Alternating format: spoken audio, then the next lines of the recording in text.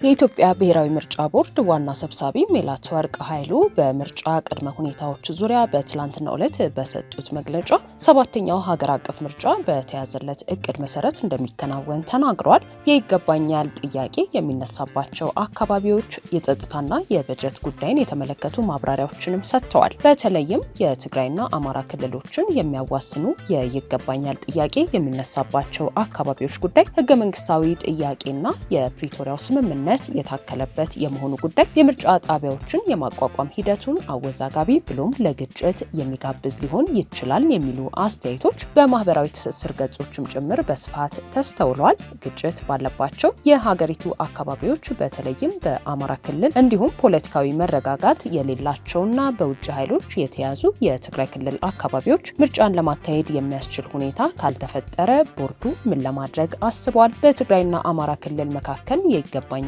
ጥያቄ የሚነሳባቸው አካባቢዎች ላይ ምርጫን በምን መልኩ ነው ለማካሄድ ያቀዳችሁት የሚል ጥያቄ የቀረበላቸው የቦርዱ ዋና ሰብሳቢ ምርጫውን ለማካሄድ ዝግጅት አድርገናል፣ ነገር ግን ፈቃጅ ሁኔታ ሊኖር ይገባል በማለት ተናግረዋል። ሪፖርተርም መሰል የይገባኛል ጥያቄ በሚነሳባቸው አካባቢዎች ላይ ምርጫን ለማካሄድ የሚያስችሉ ቅድመ ሁኔታዎችና መስፈርቶች ምንድናቸው? የምርጫ አዋጁ ምን ይላል? በተለይም በጦርነት ማግስት የሚደረግና ውጥረት በነገሰበት አካባቢ ላይ የሚደረግ ምርጫ ምን መምሰል አለበት የሚሉና ተያያዥ ጉዳዮችን በሚመለከት ከህግ ባለሙያና ጠበቃው አቶ ቁምላቸው ዳኜ ጋር ቆይታ አድርጓል። እንደሚከተለው ይቀርባል።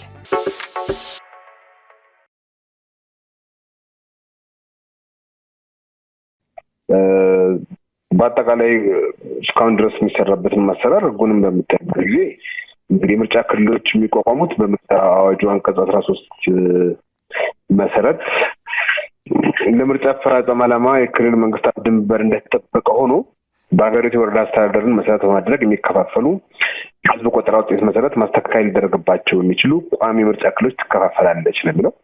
ስለዚህ መነሻው ምንድነው? ምርጫ ክልሎችን የሚደራጁት የክልል መንግስታት ድንበር መሰረት ባደረገ እና መነሻው ደግሞ የሀገሪቷን በየክልሎች ያሉትን የወረዳ አስተዳደሮች መሰረት ባደረገ ሁኔታ እንደሆነ ነው እና በርግጥ ምርጫ ቦርድ እነሱን ካደራጀ በኋላ የውሳኔ ሀሳብ ቀርቦ የውሳኔ ሀሳቡን ለፌዴሬሽን ምክር ቤት እንደሚያቀርብና ፌዴሬሽን ምክር ቤት ውሳኔ እንደሚሰጥበትም ይናገራል የምርጫ አዋጁ እና ስለዚህ ምርጫ ቦርድ ምርጫ ክልሎችን ሲያደራጅ እስከሚገባ ድረስ የክልሎቹን ህገ መንግስቶች ታሳቢ ባደረገ ሁኔታ መስራት ያለበት። የክልል ህገ መንግስቶች ደግሞ እያንዳንዱ ክልል ድንበር የሚወስኑ ናቸው። እንግዲህ በአማራና በትግራይ ክልል መካከል ክርክር ባለባቸው ቦታዎችን በተመለከተ የአማራ ክልል ህገ መንግስትም ራሱ የአማራ ክልል ወሰን ሲናገር በምስራቅና በሰሜን ከትግራይ ጋር እንደሚዋሰን ነው የሚደነግገው። የትግራይ ክልል ህገ መንግስትም እንደዚሁ ወሰኑን በተመለከተ እነኚህ ክርክር ያለባቸው ወልቃይትና አካባቢው የትግራይ ክልል አካል እንደሆኑ ነው የሚደነግገው ማለት ነው እና በህግ ደረጃ በአማራ ክልል ህገ መንግስትና በትግራይ ክልል ህገ መንግስት መካከል የክልሎቹን ድንበሮች በሚመለከት ምንም ግጭት የለም ወይም እርስ በርሳቸው የሚጋጩ ድንጋጌዎች የሉትም። ስለዚህ በህግ አንጻር ካየነው ቅድም ከጠቀስኩትም ህግ አንጻር ምርጫ ክልሎቹ መደራጀት ያለባቸው የሁለቱም ክልሎች ህገ መንግስትና የክልሎቹ ድንበር በዛ ሊጠቀሰውን መሰረት አድርጎ ስለሆነ በመደበኛነት ሊደራጅ የሚገባው እንግዲህ እነዚህ ምርጫ ክልሎች ይገባኛል ጥያቄ ያለባቸው መሆናቸው እንደተጠበቀ ሆኖ ምርጫ ቦርድ በእነኚህም ቦታዎች ላይ በመደበኛ ምርጫ ጊዜ ምርጫ አካሄዳለሁ የሚል ከሆነ ማድረግ ያለበት ሁለቱም ክልሎች ህገ መንግስት ነው እነኚህ ምርጫ ክልሎች ወይም ወረዳዎች የትግራይ ክልል አካል እንደሆኑ ማድረግ ነው ማደራጀት ያለበት። ነገር ግን እዚያ አካባቢ ግጭት ስላለ ወይ የግጭት ስጋት ስላለ ምርጫውን አሁን ማካሄድ ተመራጭ አይሆንም። ስለዚህ እዛ አካባቢ ያለው የማንነት ጥያቄ እንዲመለስ ሪፈረንደም ከተካሄደ በኋላ ማካሄድ ይገባል በሚል ማሰብ ካለው ምርጫ ቦርድ እንደዚሁ ሌሎች ቦታዎች ላይ ጸጥታ ችግር ያለባቸው ቦታዎች ላይ የምርጫ ሰሌዳውን እንደሚያራዝመው ሁሉ ያንን ከማድረግም የሚከለክለው ህግ ነው። በእርግጥ በዚህ ረገድ በመሬት ላይ ባለው ሁኔታ ሊታይ የሚገባው ነገር አሁን በአሁኑ ወቅት ወልቃይት የሚባለው አካባቢ ፕሮባብሊ ከሌሎቹ የኢትዮጵያ ክፍሎች የተሻለ ጸጥታ ያለበትና ሰላም ያለበት ቦታ ነው የሚመስለኝ። ያው በአማራ ክልል ኃይሎችም ስር ቁጥጥር የሚገኝ ቢሆን ማለት ነው እና ለምሳሌ አማራ ክልል ውስጥ ካሉ ሌሎች ቦታዎች ወይም ኦሮሚያ ውስጥ ካሉ ሌሎች ቦታዎች አንጻር ወልቃይት ውስጥ ያለው ሰላምና ጸጥታ ሁኔታ አሁን ምርጫ ለማካሄድ አስቻይ አይደለም ወይ የሚል ክርክር ቢቀርብ ምናልባት እሱን አስቻይ ነው ምርጫ ማካሄድ ያለበት ሊባል ይችላል። ነገር ግን ደግሞ ውዝግብ ያለበት ስለሆነ ምርጫውን ማካሄድ በዚህ ጊዜ ለሌላ ግጭት ሊዳርግ የሚችል ነው ተብሎ የምርጫውን ታይምሊነስ ማለት በወቅቱ ነው ወይስ አይደለም እዛ አካባቢ ምርጫውን ለማካሄድ የሚለውን ታሳቢ አድርጎ ምርጫ ቦርድ የሚያቀርበው ውሳኔ ሀሳብ ቢኖር እሱንም ለፌዴሬሽን ምክር ቤት አቅርቦ በዛው መሰረት የምርጫ ሰሌዳውን ማራዘም አማራጭ ሆኖ ሊወሰድ ይችላል። የምርጫ ሰሌዳው ካልተራዘመ ግን እና በአካባቢ ምርጫ መካሄድ አለበት ከተባለ አሁን ባለው ሁኔታ ቅድም እንዳልኩት የምርጫ ክልሎቹ መደራጀት ያለባቸው የሁለቱም ክልሎች ህገ መንግስቶች ታሳቢ ባደረገ ሁኔታ ነው። የሁለቱም ክልል ህገ መንግስቶችን በዚህ ጉዳይ ላይ ግልጽ ናቸው። ስለዚህ እነኚህ ቦታዎች የትግራይ ክልል አካል እንደሆኑ የአማራ ክልልም ህገ መንግስቱ እውቅና ይሰጣል። የትግራይ ክልል ህገ መንግስት እንደዚሁ ማለት ነው።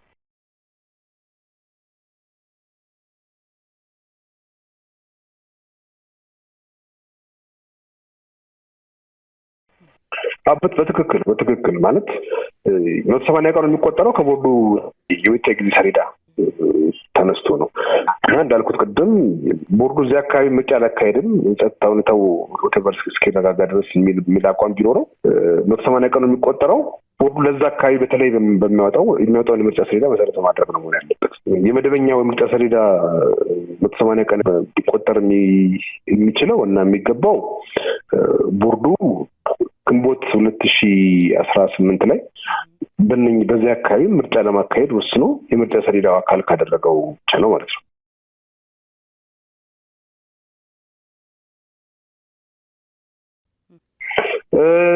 የብሔራዊ ምርጫ ቦርድ ባለፈውም በነበረው ሀገር አቀፍ ምርጫ አንዳንድ ለምሳሌ ቤኒሻንጉል ጉሙዝ ክልል ውስጥ ምርጫ ሲያካሄድ ረጅም ጊዜ የቆየባቸው ቦታዎች አሉ እና በምርጫ ህጉ ተግባራዊ በሚደረግበት ሰዓት የምርጫ ለምሳሌ የምርጫ ክልሎችም ሲደራጁ የፖሊንግ ስቴሽንስ የምንላቸው ምስታቸው ሲደራጁ አስተማማኝ ሰላምና ጸጥታ ያለበት መሆን እንዳለበት ራሱ የምርጫ አዋጁ ይደነጋል። ስለዚህ እነዚህ ሁኔታዎች ካልተሟሉ ደግሞ ምርጫ ማካሄድ በአካባቢው አስቸጋሪ ስለሚሆን ሰላም እስኪሆን ድረስ ማስተላለፉ በተግባርም ለማካሄድ ስለሚያስቸግር ማለት ነው ተመራጭ ሊሆን ይችላል። ስለዚህ በዛ አግባብ ምርጫ ቦርድ ሲሰራ ምርጫዎችንም ሲያራዝም አይተናል። ከዚህ በፊትም ማለት ነው አንዳንድ ቦታዎች እርግጠኛ አይደለሁም ግን አሁንም ድረስ ምርጫ ያልተካሄደባቸው ቦታዎች ጭምር ሊኖሩ እንደሚችሉ የሚገባኝ በተለይ በምዕራብ ኢትዮጵያ አካባቢ ማለት ነው።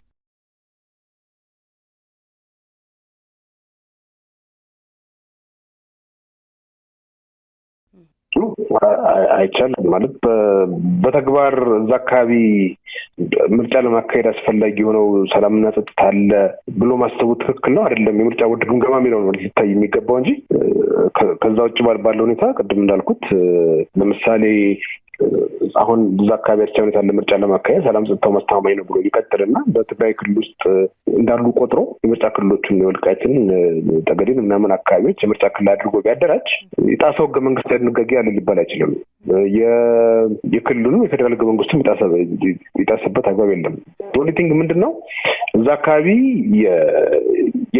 የትኛው ክልል ውስጥ ነው ያሉት ሰዎች የሚለው የማንነትና የክልል ይገባኛል ጥያቄ ስላለ ማለት ነው። ድንበር ይገባኛል ጥያቄ አለ ማለት ግን ያ የድንበርና የክልል ይገባኛል ጥያቄ ትክክል ነው ማለት አይደለም። ትክክል መሆኑ የሚታወቀው ፌዴሬሽን ምክር ቤት በስርዓቱ አስፈላጊውን መፍትሄ አደራጅቶ እንዳልኩት ለምሳሌ ሪፈረንደም በማዘጋጀት ይሁን ታሪካዊና ፖለቲካዊ ሁኔታዎችን በማየት ይሁን የምርጫ ክልል በአማራ ክልል ሳይሆን በትግራይ ክልል ውስጥ ነው የሚወድቀው ብሎ ሲወስን ብቻ ነው። ከዛ ጊዜ ድረስ ያለው ዲስፒዩት ነው። ዲስፒዩት ማለት ክርክር ብቻ ነው ያለው ማለት ነው። ክርክር ብቻ ደግሞ ሲኖር ክርክር መኖሩ በራሱ የትግራይ ክልል ህገ መንግስታዊ ድንጋጌ አይቀይረውም፣ የአማራ ክልል ህገ መንግስታዊ ድንጋጌ አይቀይረውም ድንበሮችን በተመለከተ ማለት ነው። ክርክር ተነስቶበታል። እሱ በራሱ ህገ መንግስቱ የሚያስቀምጠው ውሳኔ ሊያገኝ ይገባል ማለት ነው እንጂ ለምሳሌ አሁን ባለው ህገ መንግስታዊ ሁኔታ የወልቃይት የትግራይ ክልል አካል ተደርጎ ምርጫ ቢካሄድ የወልቃይት ሰዎች ተነስተው ምርጫ ቦርድ በታችን ተሷል ሊሉ አይችሉም፣ ወይም ወደ ትግራይ አግባብ ተካለናል ሊሉ አይችሉም። ምክንያቱም ይሄ አስቀድሞ የነበረ የህጋዊ ሁኔታ ነው። ፋክቹዋል ስላይሆን ይችላል ግን ህጋዊ ሁኔታ ነው ማለት ህገ መንግስቶች ላይ የተደነገጉት ነገሮች ስላሉ ማለት ነው። እሱ እስኪቀየር ድረስ በሬፈረንደምም ይሁን በሌላ ፌዴሬሽን ምክር ቤት ውሳኔ እስኪቀየር ድረስ አሁን ያለው ህገ መንግስታዊ ድንበር ጸንቶ ነው የሚቀጥለው ማለት ነው። እንግዲህ በመርህ ደረጃ ያለኝ ሀሳብ እና በተግባር ላይ ያለ ሀሳብ እንዳላስቀምጥ እችላለሁ። በመርህ ደረጃ ላይ የወልቃይት አካባቢ ያለው መሰረታዊ ችግር የማየው ችግሩ ከሰብአዊ መብት አንጻር ነው። ከሰብአዊ መብት አንጻር ስል የወልቃይት አካባቢ የትግራይ ማንነት ሳይሆን የአማራ ማንነት ነው ያለን ወይም የወልቃይት የራሱ ማንነት ነው ያለን ብለው ሰዎች እና አብዛኛው የሚንቀሳቀሱ ሰዎች በዛ እንዳይደራጁ፣ ባህላቸውን እንዳያሳድጉ፣ ጥያቄያቸውን በሰላማዊ መንገድ አቅርበው ውሳኔ እንዳያገኙ የሚፈጸሙባቸው ጫናዎች ካሉ፣ የሰብአዊ ጥሰቶች ካሉ በሰብአዊ ጥሰት አንጻር መታየት ያለበት። እዛ አካባቢ ያሉ ሰዎች የፖለቲካ ብሔራቸው አማራም ሆኑ ትግሬም ሆኑ እዛ አካባቢ ባሉት ተቋማት ውስጥ የፖለቲካ ተሳትፏቸውን እየገደበ አንዳችን ማሳረቅ ካለ ይሄ ከሰብአዊ መብት አንጻር ነው ሊታይ የሚገባው። ስለዚህ ጥሰት ነው ማለት ነው። ስለዚህ ሰዎቹ ለምሳሌ ወልቃይት ውስጥ ያሉ አማሮች ሊሆኑ ይችላሉ። ትግራይ ክልል ወልቃይት ትግራይ ክልል አካል ናት ተብለው ማለት ነው። ወይም አሁን ባለው አሰራር ዴፋክቶ መሬት ላይ ባለው ተጨባጭ ሁኔታ ወልቃይት ውስጥ ያሉ ትግራይ ሰዎች ሊሆኑ ይችላሉ። እንዲህ አይነት ችግር የደረሰባቸው ማለት ነው፣ ጫና የደረሰባቸው። ስለዚህ በመሰረቱ እኔ የክልል ድንበሮች የአስተዳደር ወሰኖች ናቸው ብዬ ነው የማምነው። ዋናው ነገር ሊረጋገጥና የአስተዳደር ወሰኖች በሚሆኑበት ጊዜ ደግሞ በአብዛኛው እንዲህ አይነት ቦታዎች ላይ አንድ በሪፈረንደም ራሱ እንኳ ይሄ ነገር ቢለይ ግን ማይኖሪቲ የሆነ ቁጥሩ አነስተኛ የሆነ የሌላኛው ክልል ተወላጅ ሊኖር ይችላል፣ የሌላኛው ብሔር ተወላጅ ሊኖር ይችላል።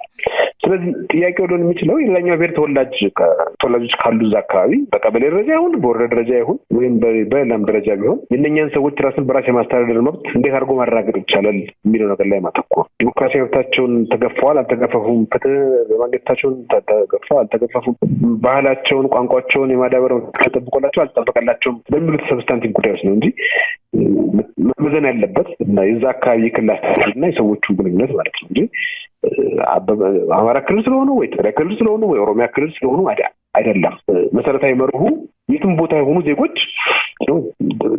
ኢኮኖሚያዊ መብታቸውን የማስጠበቅ ንብረት የማፍራት መብት አላቸው። በሀገሪቱ የፖለቲካ ተረክቶች መዋቅሮች ውስጥ የመሳተፍ ሙሉ መብት አላቸው። እነኚህ መብቶች የትኛውም ክልል ቢሆን ሊገደቡ አይገባም ተብሎ ሊወሰድ የሚገባው ናው ይሄ ኢንፕሪንሲፕል ነው። ለዛ ነው የወልቃይት ጉዳይ ለምን ይሄን ያክል አወዛጋቢ መሆን እንዳለበትም የማይገባኝ ማለት ነው። እንደውም ስጋት አድርጌ የማየው ለምንድን ነው ክልሎች ራሳቸውን ሉዓላዊ ግዛቶች አድርገው እያዩ ነው፣ ሉዓላዊ መንግስት አድርገው እያዩ ነው እና ልክ በሁለት ሉዓላዊ መንግስታት መካከል ያለ የድንበር ጭቅጭቅ እየመሰለ ትክክል አይደለም። ይሄ ፌዴራል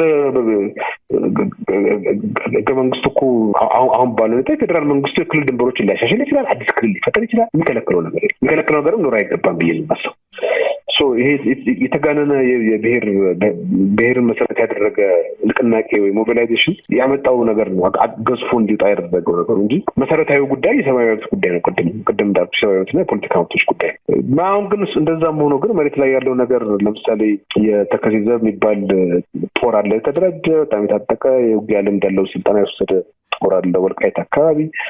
ትግራይ ውስጥ እንደዚሁ የጦር ልምድ ያለው በመቶ ሺዎች የሚቆጠሩ አባላት ያሉት የትግራይ መከላከያ ኃይል የሚባለው ትግራይ ዲፌንስ ፎርስ የሚባለው አለ።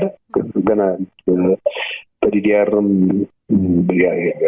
ሙሉ አድሬስ ያልተደረገ። ስለዚህ ይሄ ነገር የአማራ ክልል ነች ወልቃይት ወይም የትግራይ ክልል ነች ቢባል አሁን እና ምርጫ ቢካሄድ በሁለት ታጠቁ ኃይሎች መካከል በቀላሉ ሊቀሰቀስ የሚችል ግጭት እንዳለ ግልጽ ነው። የተሻለ መፍትሄ ብዬ የማስበው ነው እዛን አካባቢ ምርጫውን ከማካሄድ በፊት የወሰኑና የድንበሩ የማንነቱ ጉዳይ ህገ መንግስታዊ መፍትሄ እንዲያገኝ ማድረግ። ህገ መንግስታዊ መፍትሄም ሲያገኝ ቀደም ባልኩሽ አይነት አሰራር ካልሆነ በስተቀር ማለት ነው። ለምሳሌ ትግራይ ክልል ሰዎች ወልቃይት አማራ ናት ስትባል ለምሳሌ ትግራይ ክልል ኢሹ መሆን ያለበት ህገ መንግስታዊ መፍትሄ ካገኘ በኋላ ወልቃይት ውስጥ ያሉ የትግራይ ማይኖሪቲስ ወይም አነስተኛ ቁጥር ያላቸው ትግራይ ተወላጆች ወልቃይት ውስጥ ያሉ መብታቸው ተከብሮላቸዋል፣ የፖለቲካ መብታቸው፣ የኢኮኖሚ መብታቸው፣ የባህል መብታቸው ተከብሮ አልተከበረ የሚለው ጉዳይ ነው ፎከስ ማድረግ ያለበት። የትግራይን ብሔር ሰዎች መብት አስጠብቃለሁ የሚል እንጂ እኔ ክልል ለምን አልገባም ብሎ ጦርነት የሚቀሰቀሱ መሆን የለበትም። ላይክዋይዝ አማራ ክልል ያሉት ወልቃይት የትግራይ ክልል ናት ተብሎ ቢወሰን እንደዛው ወልቃይት ውስጥ ያሉ አማሮች መብታቸው ተጠብቆላቸዋል የሚለው ነገር ነው ፎከስ ያደርግ የሚገባው። መንግስት ሪፈረንደም ከማካሄድ በፊት ወይም ሌላ ማለት መፍትሄ በፌዴሬሽን ምክር ቤት ከመስጠቱ በፊት ይህን ግንዛቤ መጀመሪያ ኢንቴንሲቭሊ መስራት ያለበት ይመስለኛል። መግባባት መደረስ ያለበት ይመስለኛል።